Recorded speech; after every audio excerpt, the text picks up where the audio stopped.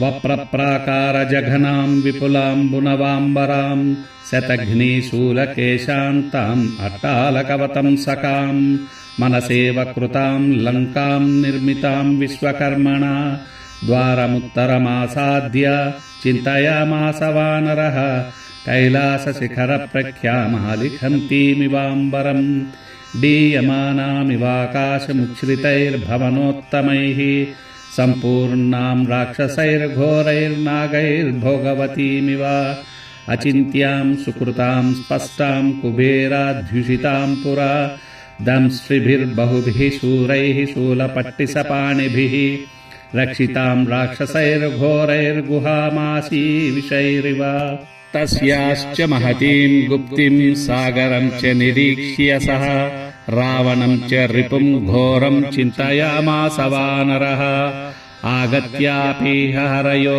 భవిష్యంతి నిరర్ధకాః నహి యుద్ధేన వై లంకా శక్యా జేతుం సురైరపి ఇమాం తు విషమాం దుర్గాం లంకాం రావణపాలితాం ప్రాప్యాపి స మహాబాహుః కిం కరిష్యతి రాఘవః అవకాశో న సాంత్వస్య రాక్షసేష్వభిగమ్యతే న దానస్య న భేదస్య నైవ యుద్ధస్య దృశ్యతే చతుర్నామేవ హి గతిర్వానరాణాం మహాత్మనాం వాలిపుత్రస్య నీలస్య మమ రాజ్ఞశ్చ ధీమతః.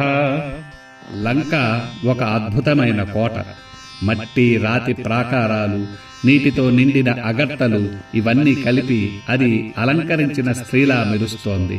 లంకా నగరం కైలాస పర్వతంలా ఎత్తుగా ఉంది. ఆకాశాన్ని తాకుతున్నట్టున్న భవనాలు, చుట్టూ భయంకరమైన రాక్షసులు నాగులు కాపలా కాస్తున్నారు. సముద్రం చుట్టూ ఉండడంతో అది మరింత అజేయంగా మారింది. ఇదంతా గమనించి హనుమంతుడు లోలోపల ఇలా అనుకున్నాడు, ఇక్కడికి వానరులు వచ్చిన ప్రయోజనమేమిటి? దేవతలకే ఈ లంక జయించటం కష్టం. అయితే రాముడు ఎలా గెలుస్తాడు అని ఆలోచిస్తూ నేను, అంగదుడు, నీలుడు, సుగ్రీవుడు మేమే లోపలికి వెళ్ళగలం, ఇక్కడికి రాగలం. కానీ ముందుగా సీత ఉన్నదా లేదా తెలుసుకోవాలి. ఆ తర్వాతే మిగతా ఆలోచనలు అనుకుంటూ తన సమయం కోసం ఎదురు చూస్తున్నాడు.